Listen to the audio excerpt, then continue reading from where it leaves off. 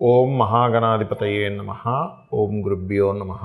ఓం శ్రీమాత్రే నమః. పరమేశ్వర స్వరూపమైనటువంటి జ్యోతిష, వాస్తు మరియు ఇతర అనేకమైనటువంటి శాస్త్రములను మనకు అందించినటువంటి మహర్షులకి నమస్కారం. హయగ్రీవ హయగ్రీవ హయగ్రీవేతి యో వదేత్ తస్య నిస్సరతే వాణి జహ్నుకన్యా ప్రవాహవత్. అరుణాం కరుణాతరంగితాక్షీం ధృతపాశాంకుశపుష్పబాణచాపాం అనిమాదిభిరావృతాం మయూకైః అహమిత్యేవ విభావయే భవానీం. శ్రీమాత్రే నమః. ఓం పితృదేవతాభ్యో నమః. మనం ఈరోజు గురువు జనవరి 1వ తేదీ నుంచి వక్రగతి పోయి స్ట్రైట్ అవుతున్నాడు. ఈ యొక్క గురువు వక్రగతి వెళ్ళిపోయి అది సవ్యగతిలోకి వస్తున్నందుకు అక్కడ ఒక 5 నెలల పాటు ఉంటాడు గురువు మేషరాశిలో ఉంటూ ఏ రాశుల వారికి ఎటువంటి ఫలితాలు ఇస్తాడు. అలాగే గురు రాశుల్లో రాహు ఉన్నాడు. ఈ గురు రాశుల్లో ఉన్న రాహు గురుచండాల యోగాన్ని ఏర్పరిచినందుకు ఎటువంటి ఫలితాలు జరుగుతాయి. అక్కడ గురుచండాల యోగం జరుగుతూ ఉంటే ఇక్కడ కేతువు కన్యారాశిలో ఉన్నాడు.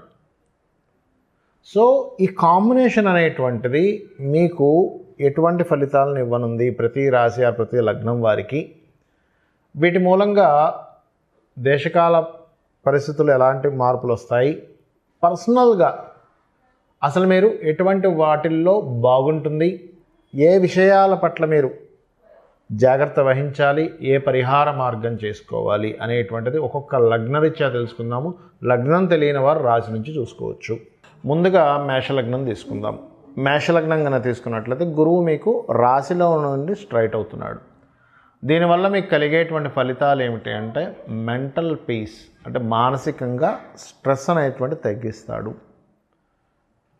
అలాగే ఇక్కడ ఉన్నటువంటి గురువు పర్టికులర్గా మీకు ఎటువంటి యోగాలను ఇస్తున్నాడు. ఇక్కడ ఈ రాశిలో ఉండే నక్షత్రాల మీద ప్రయాణం చేసేటప్పుడు ప్రత్యేకంగా మీకు సంతాన అభివృద్ధిని, రాజకీయ అభివృద్ధిని, ఆరోగ్యాభివృద్ధిని ఇస్తాడు. అదేవిధంగా వివాహం కోసం చేసే ప్రయత్నాన్ని ఈ 5 నెలల పాటు మేషం వారికి యోగాన్ని ఇస్తాడు. మేషలగ్నం లేదా మేషరాశి వారికి గుర్తుపెట్టుకోండి. అలాగే కొన్ని పుణ్యక్షేత్ర దర్శనాలు, ఎందుకంటే 9వ స్థానాన్ని చూస్తున్నాడు కదా. మరియు ఈ యొక్క ప్రాంతంలో ఉన్నటువంటి గురువుని ఏ విషయంగా చెప్తారు అంటే పూర్వజన్మలో మీరు ఏదైతే కొన్ని పుణ్య ఫలితాలు చేస్తుంటారో వాటికి సంబంధించినటువంటి విషయాల్ని ఇక్కడ ప్రోగ్రెస్ అవుతుంటాయి, గుర్తుపెట్టుకోండి. అలాగే మరొక విషయం ఏంటంటే చూసుకున్నట్లయితే ఈ యొక్క గురువుతో పాటు ఈ గురు రాశుల్లో ఉన్న రాహును మనం పరిశీలన చేసుకోవాలి. అయితే ఈ రాహు వల్ల దేశకాలమాన పరిస్థితుల్లో జరిగే ఫలితాలు వీటి గురించి చెప్తాను నేను మీకు. ఇక్కడ ఏంటంటే ఈ రాహు ఎప్పుడైతే 12వ స్థానంలో ఉన్నాడో మేషం వారికి గురువు వక్రగతి పోతుంది. గురువు నుంచి 12లో రాహు ఉన్నాడు. జీవుడికి విదేశీ అవకాశాలకి ఇక్కడ చక్కటి ఫలితం. మరి ఇదే మేషరాశి వారికి గురువు నుంచి 6లో కేతు ఉన్నాడు. ఎందుకంటే గురువు అనగానే కేవలం గురువు ఒక్కటే కాదండి, గుర్తుపెట్టుకోండి. ఆ గురువు నుంచి ముందు వెనక లేదా షష్టాష్టకాల్లో లేదా 6/8 6/12 రాసుల్లో ఉండేటువంటి కాలానికి మోక్షానికి కారకులు ఏమి ఫలితాలు ఇస్తున్నారు ఈజ్ మోస్ట్ ఇంపార్టెంట్. మీ నిత్య జీవితంలో ఈ జూపిటర్ ముందుకు వెళ్ళేటప్పుడు నిత్య జీవితంలో కొన్ని ఆటంకాలు కలుగుతూ ఉంటాయి. మరి ఈ ఆటంకాలు తగ్గాలన్నా ఈ జూపిటర్ గురువు ఇక్కడ ఉండే 5 నెలలు వక్రగతిపై స్ట్రైట్ అవుతున్నందుకు ఈ యొక్క మంచి ఫలితాలు రావాలన్నా మీరు చేయాల్సింది ఏమిటి? ఈ గురువు ప్రత్యేకంగా మీకు చూడండి భూ సంబంధించిన గృహ సంబంధించిన యోగాలు ఇవ్వడానికి కూడా సఫలీకృతం చేస్తాడు. అందులో ఎటువంటి సందేహం లేదు. కాకపోతే 6లో కేతు ఉన్నందుకు, గురువు నుంచి 6లో కేతు ఉన్నందుకు ల్యాండ్ మూలంగా తీసుకునే లోన్స్ విషయంలో కానీ ల్యాండ్ తీసుకుని మీరు లోన్స్ ఇవ్వడం కానీ ఈ యొక్క అంశాల్లో మాత్రం చాలా చాలా చాలా కేర్గా ఉండండి. ఇది ఒక రకంగా ఉపాసనా స్థానాన్ని, దేవతా స్థానాన్ని, పుణ్యక్షేత్రాలకి వెళ్ళడం ద్వారా అందులో ప్రత్యేకంగా ఈ యొక్క కేతు ఎప్పుడైతే 6వ స్థానంలో ఉన్నాడో నిత్యం ఉదయం నిద్ర లేచిన వెంటనే గణపతిని ఒకసారి తలుచుకోండి. ఏదైనా ఒక పని చేసేటప్పుడు లేదా అప్పు తీసుకోవాలి ఇవ్వాలనుకున్నారు అలాంటి సమయంలో కూడా ఒకసారి గణపతిని తలుచుకోండి. అయితే మీ మేషలగ్నం వారికి, ప్రత్యేకంగా రాశి ఆరు లగ్నం వారికి సూర్య ఉపాసన ఇచ్చినంత లబ్ధి ఏ ఉపాసన ఇవ్వదు. అంటే వేరేవి ఇవ్వదా అంటే అలా అని కాదు. ఇక్కడ ఏంటంటే ఒక్కొక్క రాశికి ఒక్కో లగ్నాన్ని స్పెసిఫిక్గా ఫలానా గ్రహం ఈజ్ మోస్ట్ మంచి ఫలితాలు ఇస్తుంది అని ఉంటుంది. ఆ రకంగా పంచమాధిపతి అవుతాడు రవి. సహజంగానే ప్రత్యక్ష దైవంగా చెప్తూ ఉంటారు. కాబట్టి ఈ పంచమాధిపతి రవి అయినందుకు సూర్య ఉపాసన చాలా చక్కటి ఫలితాలు మీకు ఇస్తుంది.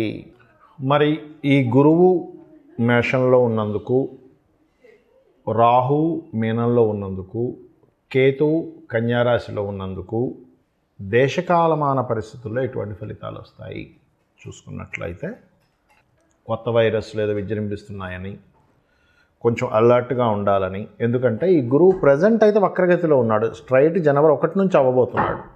ప్రస్తుతం ఎప్పుడైతే వక్రగతిలో ఉన్నాడో, మనకు ఒక 3 ఏళ్ల క్రితం ఏదైతే అప్పట్లో మనకి కోవిడ్ ఆర్ కరోనా వచ్చి ఇబ్బంది ఎలా ఉందో అటువంటి సిమ్టమ్స్ కొంచెం ఇబ్బందిని ఇస్తుంది. కొద్దిగా, ఎక్కువ కాదు. అప్పట్లాగా మొత్తం మూసేసుకొని నెలల తరబడి ఇంట్లో ఉండడం, అన్నీ బంద్ అయిపోవడం, అసలు రోడ్డు మీద తిరగకపోవడం అట్లా ఏం కాదు. కానీ కొంత దాని ప్రభావం కొంత ఉంటుంది. ఏది? ఈ గురువు వక్రగతి ఉన్నంతకాలం. వక్రగతి అయిపోయాక దాని ప్రభావం కొంత తగ్గుతుంది. ఎందుకంటే ఈ రాహుకేతువుల మధ్యలో, కాలానికి మోక్షానికి కారకులైన రాహుకేతువు మధ్యలో ఈ గ్రహాలన్నీ పడున్నాయి. ఎప్పుడైతే జనవరి 15 వస్తుందో, 1వ తేదీ వస్తుందో, మనం ఈ డిసెంబర్ మాసంలో చెప్పుకుంటున్నాం కాబట్టి 1వ తేదీ వస్తుందో, అప్పుడు ఏమవుతుంది అంటే కొంచెం గురువు వక్రగతి ఎప్పుడైతే పోతుందో ఈ సిమ్టమ్స్ అనేవి కొంచెం కంట్రోల్ అవుతాయి. కానీ ఈ ఆరోగ్యాన్ని ఇచ్చే కారకుడు రవి అక్కడే ఉన్నాడు కదా. అందుకని ఈ రవి బయటకు వచ్చేదాకా, అంటే ఈ రాహు నుంచి బయటపడాలి రవి. ఎప్పుడు బయటపడతాడు ఆయన అంటే ఏప్రిల్ 14వ తేదీ బయటకు వస్తాడు ఆయన. కాబట్టి ఏప్రిల్ 14వ తేదీ వరకు ఎందుకంటే సర్వసాధారణంగా ఇది ఒక రోజులో పోయేది కాదండి. ఇది మన కరోనా ఎఫెక్ట్ ఏదైతే 3 ఏళ్ల క్రితం వచ్చింది, ఇది ఒక 10 ఏళ్ల పాటు జరిగేటువంటిది ఒక జర్నీ. ఇది ఒక 10 ఇయర్స్ జర్నీ చెప్పాలంటే. ఈ 10 ఇయర్స్లో అప్పుడప్పుడు వస్తుంది, విజృంభిస్తుంది, ఏదో వచ్చేస్తుంది, మళ్ళీ పోతుంది. ఇట్లాంటివి ఎక్కువగా జరుగుతూ ఉంటాయి. అంటే ఇంకొక 7 ఇయర్స్ పాటు ఇవి జరుగుతూ ఉంటాయి చెప్పాలంటే. 7 ఇయర్స్ కంటే చెప్పాలంటే ఇంకొక 4 ఇయర్స్ అనుకోండి ఇంక బలంగా. అంటే కాబట్టి ఏంటి, ఈ కాంబినేషన్ ఏదైతే ఉందో, ప్రజెంట్ ఉన్నటువంటి ఈ గ్రహస్థితి ఏదైతే ఉందో, ఇందులో జీవుడు స్ట్రైట్ అయినప్పుడు మంచి ఫలితాలు వస్తూ, రవి కూడా బయటపడ్డప్పుడు కొంచెం దీని నుంచి కంట్రోల్ అనేటువంటిది వస్తుంది.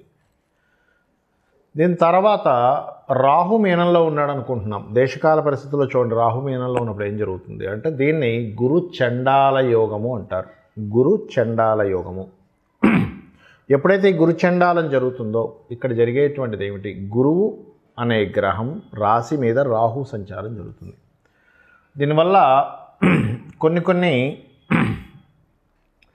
రకాల, అంటే ఏ ప్రొఫెషన్స్లో అయితే వాళ్ళు జాగ్రత్తగా ఉండాలనేటువంటి సూచిస్తుంది పర్టికులర్గా. ఎవరు అంటే పర్టికులర్గా పాయింట్ నెంబర్ 1, ఈ గురుత్వ సంబంధించిన వృత్తుల్లో ఉన్నటువంటి వారు. గురుత్వ వృత్తులు అంటే ఇక్కడ లాట్ ఆఫ్ సెక్టార్స్ ఉంటాయి. ఇందులో ఒకటి ఈ గురుత్వం అంటే ఎవరికైనా గైడ్ చేసేవాళ్ళు, పౌరహిత్య రంగాల్లో ఉన్నటువంటి వారు, ఈ జ్యోతిష రంగాల్లో ఉన్నటువంటి వారు కూడా చాలా జాగ్రత్తగా ఉండాలి. అలాగే లాయర్లు, జడ్జిలు, ఈ లాయర్లు జడ్జిల విషయంలో కూడా చాలా జాగ్రత్తగా ఉండాలి. అంటే వీళ్ళు కూడా కొంత జాగ్రత్తగా ఉండాలి. అండ్ టీచర్స్, కన్సల్టెన్సీ సెంటర్స్ వాళ్ళు, కన్సల్టెన్సీస్ నడిపేటువంటి వారు.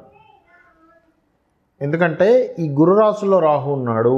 ఇట్స్ మోస్ట్ పవర్ఫుల్ కాంబినేషన్ ఇది బాగా అర్థం చేసుకోండి.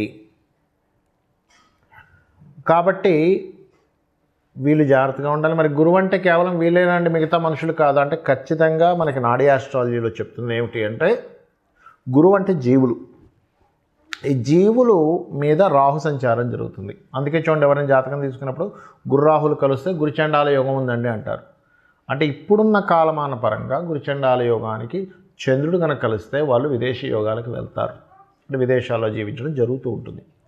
అయితే మరి ఈ కాంబినేషన్ ఎట్లా తీసుకోవాలి, అసలు దీని నుంచి బయటపడడం ఎట్లాగా, ఈ కాంబినేషన్ను మనకేం చెప్తుంది? అలాగే కేతువు 6లో ఉన్న కేతువు ఏం చెప్తున్నాడు అంటే, కన్యారాశిలో ఉండే కేతువు ఏం చెప్తున్నాడు అంటే, కన్యారాశిలో ఉండే కేతు వెరీ క్లియర్గా దేశకాలమాన పరిస్థితుల్లో ఏం చెప్తున్నాడు, మనం ఇప్పుడు ఇండియాలో ఉన్నాము అండ్ హైదరాబాద్లో ఉన్నాం కాబట్టి ల్యాండ్ హౌస్లో ఉన్నాడు కేతు వెళ్ళి, కాబట్టి ల్యాండ్స్ విషయంలో ఏమి కంగారేం పడకండి. 1 సంవత్సరంన్నర వరకు కొంచెం స్టెబిలిటీగా ఆగుంటాయి రేట్స్ అనేటువంటి చూపిస్తుంది.